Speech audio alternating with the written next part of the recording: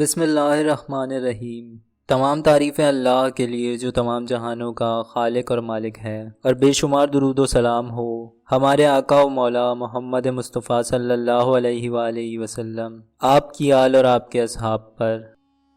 یہ واقعہ حضرت موسیٰ علیہ السلام کی قوم بنی اسرائیل کے یہودیوں کا ہے۔ حضرت موسیٰ علیہ السلام کے اس دنیا سے پردہ فرمانے کے کئی برس بعد بحر کلزوم کے کنارے یہودیوں کی ایک بستی تھی جس میں 70,000 کے قریب یہودی آباد تھے۔ جس طرح مسلمانوں میں جمعے کا دن حرمت والا قرار دیا جاتا ہے، اسی طرح یہودیوں میں اس وقت ہفتے کا دن حرمت والا قرار دیا جاتا تھا، اور اس دن شکار کرنا یہودیوں پر حرام تھا، اور تمام یہودی اس بات کے پابند تھے کہ وہ ہفتے کے دن شکار نہیں کریں گے۔ اللہ تعالیٰ نے اس قوم کے امتحان کے لیے ہر ہفتے کے روز مچھلیوں کا ایک بڑا جھنڈ پانی میں بھیجنا شروع کر دیا، اور اس ہفتے کے دن میں اتنی مچھلیاں دریا میں نظر آنے لگیں جتنی عام دنوں میں نظر نہیں آتی تھیں۔ یہ معاملہ دیکھ کر یہودیوں نے سوچا کہ ہفتے کے روز تو دریا میں اتنی مچھلیاں آتی ہیں جتنی ہم پورا ہفتہ شکار کر کے بھی نہیں پکڑ سکتے، سو لہٰذا انہوں نے ایک ترکیب سوچی اور دریا کے چاروں طرف سرنگیں کھود کر گڑھے بنا دیے اور سرنگوں کا منہ بند کر دیا۔ یہ لوگ جمعے کی رات کو سرنگوں کا منہ کھول دیتے تاکہ ہفتے کے دن جب مچھلیاں دریا میں آئیں تو وہ سرنگوں کے راستے پانی کے ساتھ گڑھوں میں قید ہو جائیں، اور ہم اتوار کے روز گڑھوں پر جا کر ان کا شکار کر لیں۔ اس طرح ہفتے کے دن کی حرمت بھی باقی رہے گی اور ہم اچھا خاصا شکار بھی کر لیں گے۔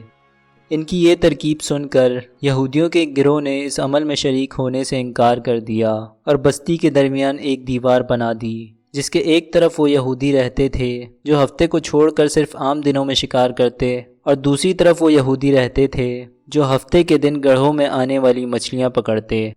اس ہیلے سے اللہ کے حکم کی نافرمانی کرنے والے یہودیوں کی تعداد 12,000 تھی۔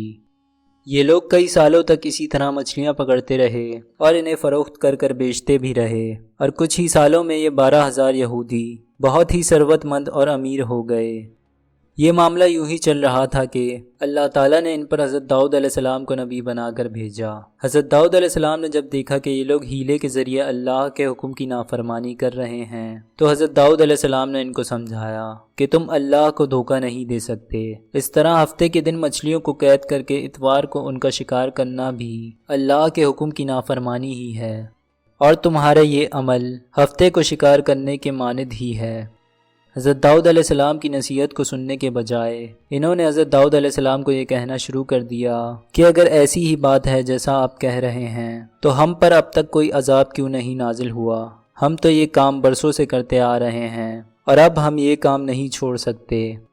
بنی اسرائیل کے 12,000 یہودیوں کی یہ بات سن کر حضرت داؤد علیہ السلام نے اللہ سے دعا کی، اور اگلی ہی رات ان 12,000 یہودیوں پر اللہ کا عذاب نازل ہو گیا، اور یہ سب کے سب بندر بنا دیے گئے۔ ان کی قوت گویائی ختم ہو گئی اور جسم پر بال اگنے لگے، اور ان کے جسموں سے سخت بدبو نکلنے لگی۔ صبح کے وقت جب بستی کی دوسری جانب رہنے والے یہودیوں نے دیکھا کہ بستی کی دیوار کے اس پار بندروں کی آوازیں آ رہی ہیں تو اس جانب رہنے والے کچھ یہودی دیوار پھلانگ کر دوسری جانب گئے تو دیکھا کہ گھروں میں انسانوں کی جگہ بندر موجود ہیں۔ یہ بندر ان لوگوں کو دیکھ کر ان کے قدموں سے لپٹ گئے اور رونے لگے۔ تمام بندروں کے چہروں پر آنسو دیکھ کر یہ لوگ سمجھ گئے کہ یہ جنگلی بندر نہیں بلکہ وہی لوگ ہیں جنہوں نے اللہ کے حکم کی نافرمانی کی، اور اب اللہ کا عذاب ان پر نازل ہو گیا ہے جس کی وجہ سے ان کی شکلیں اور جسم بگڑ گئے ہیں۔ ان لوگوں نے بندروں کو اپنے پیروں سے لپٹتے دیکھا تو ان سے کہا کہ ہم نے تمہیں منع کیا تھا کہ ہفتے کے روز شکار نہ کرو، مگر تم نے ہماری بات نہ مانی، جس کی وجہ سے یہ عذاب تم پر نازل ہو گیا ہے۔ اللہ کے اس عذاب کے بعد یہ انسان نما بندر صرف 3 روز تک زندہ رہے، اور اس کے بعد سب کے سب ہلاک ہو گئے۔ نہ ہی ان کی کوئی نسل چلی اور نہ ہی ان کا کوئی وجود باقی رہا۔ اس واقعے کو قرآن پاک میں کچھ اس طرح بیان کیا گیا ہے۔ سورہ بقرہ میں اللہ تعالیٰ فرماتے ہیں، اور بے شک ضرور تمہیں معلوم ہے کہ تم میں جنہوں نے ہفتے میں سرکشی کی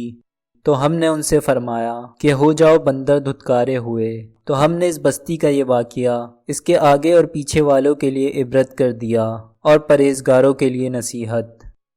اللہ سے دعا ہے کہ اللہ ہمیں نیک اعمال کرنے کی توفیق عطا فرمائے اور ہم سب کا خاتمہ ایمان پر فرمائے، آمین۔